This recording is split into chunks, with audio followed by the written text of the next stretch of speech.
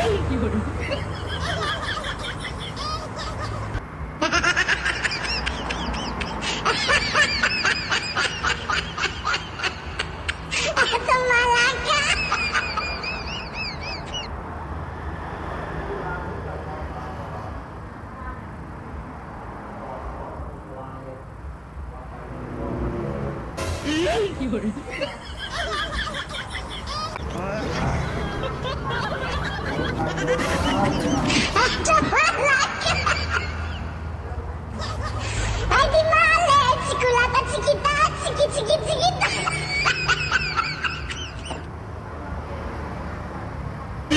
有人。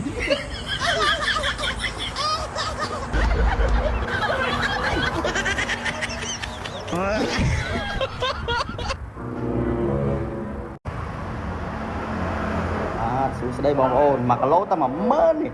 ឥឡូវតាសល់8000នេះបងប្អូននេះ8000នេះតែបើថាមកទិញដល់ផ្ទះផ្ទាល់តែ6000នេះបងប្អូនតែ6000នេះយកតែចំណាយពេលតែប្រាក់6000នេះអាចទិញត្រេនបានមួយផ្លែហ្នឹងបាទព្រោះខ្ញុំជប់ចេញបាទសុបចេញហើយព្រោះបង